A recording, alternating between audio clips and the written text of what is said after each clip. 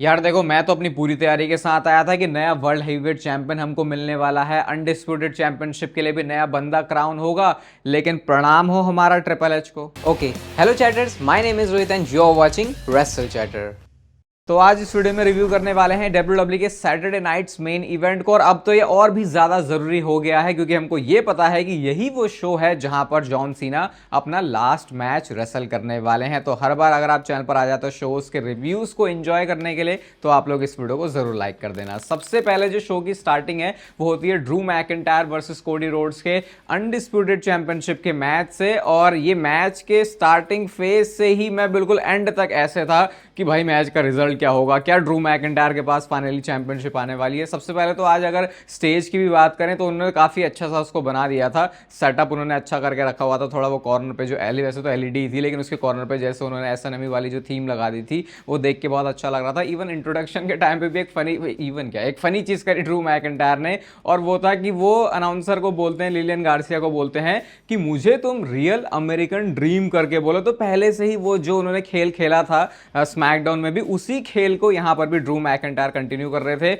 अब क्योंकि इस मैच में अगर डिस्क्वालिफिकेशन होता है या फिर कोडी रोड्स काउंट आउट से बाहर होते हैं तो इसका मतलब कि शो पर टाइटल चेंज हो जाएगा। और इसका वो फायदा उठाने की कोशिश करते हैं क्योंकि एक बार उन्होंने कोडी रोड्स को वो जो टाइम कीपर वाला एरिया है उसमें भी फेंक दिया था कि भाई क्या पता बंदा काउंट आउट ही हो जाए। फिर हमने इस मैच में देखा कि वो जो स्ट्रीट फाइटर मूवी में जाके थोड़ा सा बल्क कर लिया, उसकी वजह से कोडी रोड्स की स्ट्रेंथ मुझे थोड़ी ज्यादा फील हुई। जैसे उन्होंने जितनी आसानी से सुपरप्लेक्स हिट कर दिया ड्रू मैकिंटायर को, पावर स्लैम लगा रहे हैं, कोडी कटर उन्होंने लगाया। हर बार ड्रू मैकिंटायर भी पूरी प्लानिंग के साथ आए कि भाई आज तो मेरी ये जो अनडिस्प्यूटेड चैंपियनशिप है वो होने वाली है। इसके बाद क्योंकि ड्रू मैकिंटायर को इस मैच में पता है कि अगर वो डिस्क्वालीफाई भी करवा देते हैं कोडी रोड्स को तो भी उनके पास चैंपियनशिप आ जाएगी। तो बंदे ने दिमाग लगाया, वो जो चैंपियनशिप बेल्ट है उसको लेके आता है कि ले भाई इससे मार। अब ऑब्वियसली कोडी रोड्स इतना बेवकूफ इंसान तो है नहीं, उस चीज का यूज किया डिस्ट्रैक्ट करने के लिए ड्रू मैकिंटायर ने कोडी रोड्स को। और भाई एक क्लेमोर उन्होंने उस टाइम पे लगाई, और उस क्लेमोर के बारे में ज्यादा मैं कुछ बोलना नहीं चाहूंगा क्योंकि वो तो क्या ही क्लेमोर थी जो माइकल कोल भी नहीं समझ पाया कि ये क्लेमोर हिट करी है ड्रू मैकिंटायर ने कोडी रोड्स को। इसके बाद वो क्या करते हैं, वो जो अनाउंसर डेस्क पे एक बार उन्होंने क्लेमोर लगा दी थी कोडी रोड्स को, जिसकी वजह से स्ट्रीट फाइटर की मूवी शूटिंग करने के लिए जाना पड़ गया था छुट्टी लेके कोडी रोड्स को। वही वो करने के लिए जाते हैं। अब कोडी रोड्स प्रिपेयर्ड थे ऑलरेडी, लेकिन फिर भी धक्का उन्होंने दे ही दिया वो एप्रन से, जिसके बाद कोडी रोड्स सीधा वो डेस्क पे जाके गिरते हैं। फिर उसके बाद वहां से वो जो काउंट आउट के लिए काउंट डाउन है वो चलता है, उस पर भी ऐसा लग रहा था कि कई बंदा गलती से बाहर ही ना रह जाए। इसके बाद हमने देखा कि कोडी रोड्स जाते हैं टॉप रोप पे अपना कोडी कटर हिट करने के लिए। और ये देखो एक प्रोफेशनल बंदे की बात होती है क्योंकि बीच में रेफरी आ गया तो तुम ऊपर जाके चढ़ोगे कैसे। तो उस चीज को बहुत अच्छी तरीके से कोडी रोड्स ने सेल किया कि जैसे कि उनके नी में ही लग गई है क्योंकि वो मोमेंटम उनको मिला नहीं था। उसके बाद वो जाते हैं टॉप रोप से जाके अपना जो सुपर कोडी कटर है वो हिट करते हैं। लेकिन असली मैच की कहानी यहां से शुरू होती है क्योंकि वो जो रेफरी भाई साहब हैं वो बीच में दब गए। अब वो बीच में दब गए तो वो जो चैंपियनशिप बेल्ट को वेपन की तरह यूज करने का मौका है वो ड्रू मैकिंटायर के पास आ चुका है। उन्होंने पकड़ के मारने के लिए तो वो चले, लेकिन कोडी रोड्स ने वहां पर डक कर दिया और उल्टा ये चीज भारी पड़ गई खुद ड्रू मैकिंटायर के ऊपर ही। और मुझे याद आ रहा है कि इससे वो एसएनएमई वाला ही शो था केविन ओवेंस के सामने, जहां पे कुछ तो वेपन था, बेल्ट थी या फिर स्टील चेयर थी या कुछ तो नीचे गिरा हुआ था, जिसपे उन्होंने एंड में केविन ओवेंस को हिट किया था। वैसा ही यहां पे भी हिट किया गया है। और उसके बाद जब क्रॉस रोड्स फिनिशर लगा है ड्रू मैकिंटायर के ऊपर तो ड्रू मैकिंटायर ने किक आउट नहीं किया। इसका मतलब कि कोडी रोड्स की आज जो अनडिस्प्यूटेड चैंपियनशिप है वो रिटेन फिर से हो चुकी है। अब देखो मेरे पल्ले, मेरे भेजे में ये बात नहीं घुस रही कि अगर बार बार ड्रू मैकिंटायर को मैच में हारना ही होता है जब भी चैंपियनशिप इन्वॉल्व है उस मैच में, तो फिर उनको बार बार मौके ही क्यों दिए जाते हैं। मतलब कब तक कोई बंदा ड्रू मैकिंटायर के कैरेक्टर पे भरोसा कर सकता है। एक बार को रोमन रेन से भी अगर देखो, उनका भी ट्राइबल चीफ वाला रेन रहा ना, अब वो बंदा इतना हार रहा है तो जो उसकी क्रेडिबिलिटी रिंग में घुसने के बाद थी कि भाई ये तो बहुत ही दमदार बंदा है, वो कहां फील होती है। और ऑब्वियसली जैसे तुम्हारा कैरेक्टर होगा, जैसे तुम्हारी स्टोरी होगी, वैसे ही हम उस कैरेक्टर को लेकर फील करेंगे। अब ड्रू मैकिंटायर को जब मैचेस जीतने ही नहीं होते तो फिर उनको मैचेस में डाला क्यों जाता है। और कोडी रोड्स का ये हील होने वाला है, हील साइड वही थोड़े डार्क इसमें फीचर्स नजर आ रहे हैं, ये अच्छा आदमी ऐसा नहीं हो सकता। भाई तुम कब तक टीज करोगे, कितना टीज करोगे? ये तुम रैंडी ऑर्टन की आंखें मरवा मरवा के अनडिस्प्यूटेड चैंपियनशिप के साथ वो देखता ही रहता है उसे, उसका भी कुछ नहीं हुआ। ये स्टोरी कितनी लंबी तुम खींचोगे और कब तक हम बोलें कि लॉन्ग गेम है भाई, लॉन्ग प्लान है, पता नहीं कौन सी इन्होंने सिनेमा लेवल की जो स्टोरी है वो रच दी है।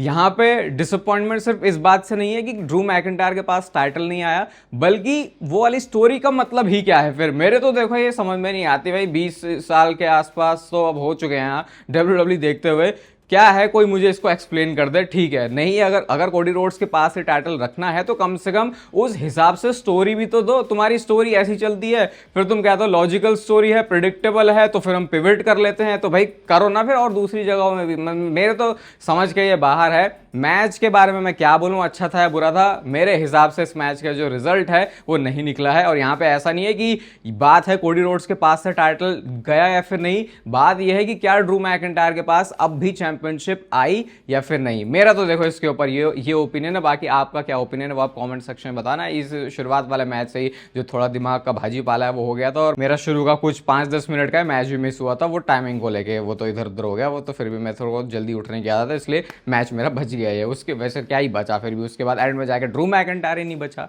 इसके बाद नेक्स्ट मैच आता है शो पर, Jade Cargill versus Tiffany Stratton के बीच में, और एग्जैक्टली जैसा मैंने सोचा था उससे भी थोड़ा हाई लेवल पे जाके इसको बुक किया गया है, क्योंकि जेड कारगिल को ये मैच जीतना ही था हील टर्न के बाद। और वो वही था जैसे मैंने बोला भी था प्रेडिक्शन वीडियो में कि वो जो कैरेक्टर है जेड कारगिल का, यहां से डोमिनेटिंग फैशन में ही चलना चाहिए। शुरुआत से ही हर एंगल से जाके वो पटक रही है, रिंग साइड पे जाके उन्होंने पटका, फिर एक बार स्वॉन टर्न वगैरह कुछ लगा के थोड़ा सा कमबैक किया टिफनी स्ट्रैटन ने, लेकिन फिर एंड में एल्बामा स्लैम लगाती है, ड्राइवर लगाती हैं, power bomb multiple times hit किया, फिर जेडेड अपना फिनिशर लगा के इस मैच में पिन फॉल करके इतने टाइम से टिफनी स्ट्रैटन के पास जो चैंपियनशिप थी, आई थिंक 300 से ज्यादा दिन हो गए हैं, अब वो जो टाइटल है आ चुका है जेड कारगिल के पास, जो कि एटलीस्ट यहाँ पे WWE का एक सही डिसीजन है। चलो यहाँ पर उन्होंने टाइटल चेंज करके सही काम किया, लेकिन जो उधर नहीं किया ना भाई, वो उससे मामला कोई बराबरी का नहीं होता, क्योंकि उधर ड्रू मैकिंटायर के कैरेक्टर के साथ अब क्या होगा उसका तो मुझे कुछ समझ में नहीं आता, और ज़्यादा मैं बोलूंगा नहीं, वरना मैं ड्रू मैकिंटायर के बारे में हो सकता है पूरी वीडियो निकाल दूं। इसके बाद नेक्स्ट मैच आता है शो पर इंटरकॉन्टिनेंटल चैंपियनशिप के लिए, डोमिनिक मिस्टीरियो वर्सेस पेंटा वर्सेस रूसेफ के बीच में। और वही चीज़ है, ये पता था कि इस मैच में चैंपियनशिप रिटेन हो जाएगी, लेकिन कौन सी वो टैक्टिक यूज़ करने वाले हैं डोमिनिक मिस्टीरियो इस मैच में। सबसे पहले तो इस मैच को बहुत ज़्यादा इवेंटफुल बनाया गया।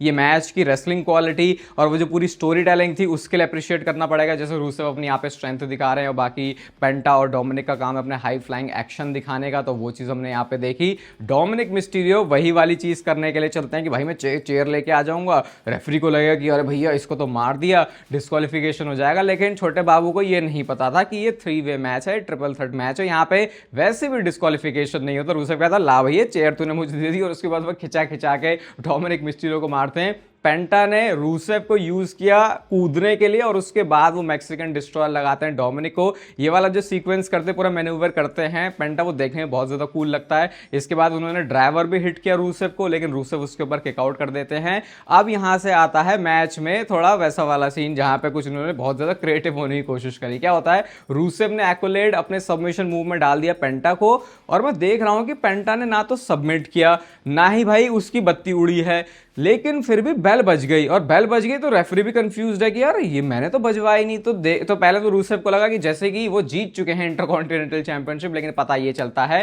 कि डोमिनिक मिस्टीरियो ने ही वो घंटा बजाया था, जिसके बाद रूसेफ को अब जो है घंटा बजाना था डोमिनिक का। और फिर यहाँ पे सीक्वेंस कुछ ऐसे होता है कि वो जो पेंटा है उन्होंने वो छोटा वाला हैमर है जिससे वो बेल बजाते हैं, उसी को पकड़ लिया, मारने के लिए जाते हैं वो डोमिनिक को, गलती से लग गया वो रूसेफ को, और उसके बाद फिर क्या हुआ, पेंटा को साइड में लगा के डोमिनिक ने अपना स्प्लैश हिट किया रूसेफ को, और यहां पर भी उन्होंने एक बार फिर से जो इंटरकॉन्टिनेंटल चैंपियनशिप है वो रिटेन कर लिया। और वो जो हमारे अंदर के उम्मीदें हैं वो अभी भी जिंदा है कि हाँ, John Cena versus Dominik Mysterio, यही वाला मैच शायद WWE इंटरकॉन्टिनेंटल चैंपियनशिप के लिए प्लान कर रही है। मैच और क्रिएटिव तरीके से अगर इसको आप देखोगे तो यहाँ पर WWE ने अच्छा काम किया। इसके बाद हमको जॉन सीना के बारे में फाइनली उनका लास्ट ओपोनेंट कौन होगा उसकी अनाउंसमेंट भी पता चल गई है। और यस, जैसा हमने रिपोर्ट्स और रूमर्स में सुना था कि ये होने वाला है एक टूर्नामेंट वाला मैच और ये 16 मैन टूर्नामेंट होगा जो कि 10 नवंबर से शुरू होगा बॉस्टन से, जो कि जॉन सीना का होम टाउन है। और फिर उसके बाद लास्ट में जाकर डिटरमाइन होगा कि कौन एसएनएमई जो कि 13 दिसंबर को होने वाला है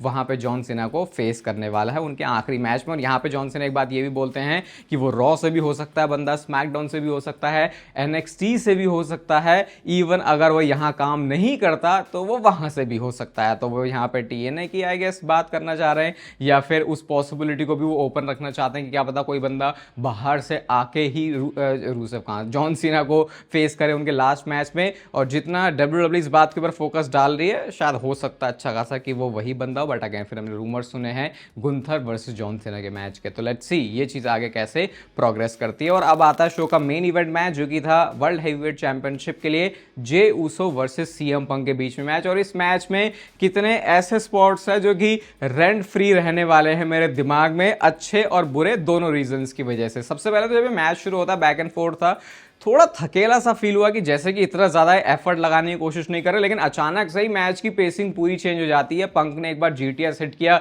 लेकिन जो जे ऊसो है वो बाहर का बाहर ही गिर गया। उसके बाद पता नहीं सीएम पंक के दिमाग में क्या खुरापाती आइडिया आया, वो जो पानी है वो पूरा जे ऊसो के ऊपर उलट देते हैं। जे ऊसो को सपोर्ट भी अच्छा खासा मिल रहा था भाई, वो इंटरनेट पर कुछ चीज़ें अलग ही हैं और रियल में अरीना में वाइब कुछ अलग ही होती है जे ऊसो के लिए। 2 बार आज उन्होंने ऐसा करके अपनी एंट्रेंस भी करी है, यीट पंचेस हमने देखे हैं, सुपर किक लगाई उन्होंने, उसके बाद वो हक करते हैं और उसके बाद जब वो स्प्लैश के लिए जाते हैं तो ये पहला सीक्वेंस था जहां पे सीएम पंक ने किक आउट कर दिया।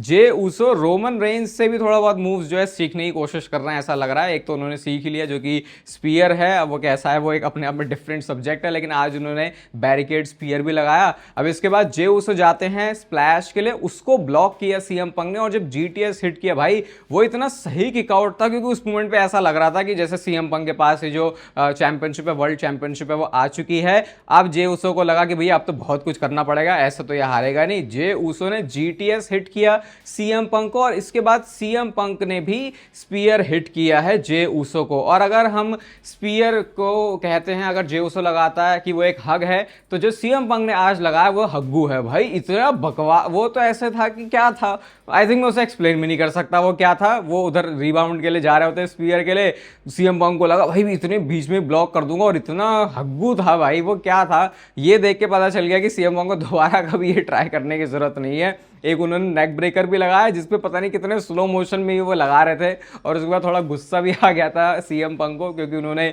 सीधा मारना भी था जे ऊसो की, भाई क्या कर रहा है, थोड़ा प्रोफेशनली मूव को अपने ऊपर लगवा तो से, पता नहीं वहाँ पे किसका फॉल्ट था, लेकिन ये 2 चीज़ें बहुत फनी थी इस मैच से। अब इसके बाद क्या होता है, सीएम पंक ने जीटीएस हिट कर दिया और याद है वो मंडे नाइट रॉ जो नेटफ्लिक्स का प्रीमियर एपिसोड था जहाँ पे सेथ रॉलिंस को जीटीएस लगा था, उसके बाद वो दोबारा से आके उनके कंधों पर गिरते हैं, वही वाला फिनिश ऐसा लग रहा था डब्ल्यूडब्ल्यूई इस मैच में दोहरा रही है। लेकिन उन्होंने इसमें भी ट्विस्ट डाल दिया क्योंकि फिर उसको उन्होंने कन्वर्ट कर दिया स्लीपर होल्ड में। स्लीपर होल्ड की इंपॉर्टेंस आपको पता होनी चाहिए क्योंकि यही वो मूव है जिसकी वजह से जे ऊसो ने गुंथर को डीथ्रोन किया था रेसलमेनिया में, लेकिन उससे बच गए सीएम पंक और उसके बाद उन्होंने अपना खुद का एनाकोंडा जो वाइस वो सबमिशन मूव है वो लगा दिया। अब 2 सुपर किक जे ऊसो ने लगाई लेकिन 2 जीटीएस सीएम पंक ने भी हिट किए हैं और ऐसे करके उन्होंने वो जो वर्ल्ड हेवीवेट चैंपियनशिप है उसको कैप्चर कर लिया है। और जो जे ऊसो वाली चीज है वो वाला ट्रिगर डब्ल्यूडब्ल्यू ने सही ही है नहीं पुल किया, लेकिन पता नहीं क्यों मुझे सीएम पंक की विक्ट्री, वर्ल्ड चैंपियन वो बन गया लेकिन वैसी स्पेशल फील नहीं हुई, या तो अभी मैं रिव्यू रिकॉर्ड कर रहा हूं अभी नहीं हो रही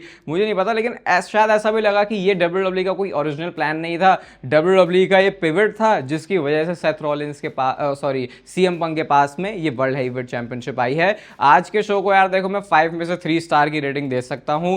डिसअपॉइंटिंग चीज सबसे ज्यादा शो पर यही है कि ड्रू मैकिंटायर के कैरेक्टर के साथ डब्ल्यूडब्ल्यू ने आज भी बहुत ही घटिया काम किया है। बाकी आपका शो को लेकर रिव्यू क्या है वो आप बताना। ये वीडियो आपको अच्छी लगी तो इसे लाइक कर दो, चैनल को सब्सक्राइब कर दो ऐसे और मस्त डब्ल्यूडब्ल्यू से रिलेटेड कंटेंट के लिए। बाकी तब तक फिर लेते रहो जिंदगी के मजे।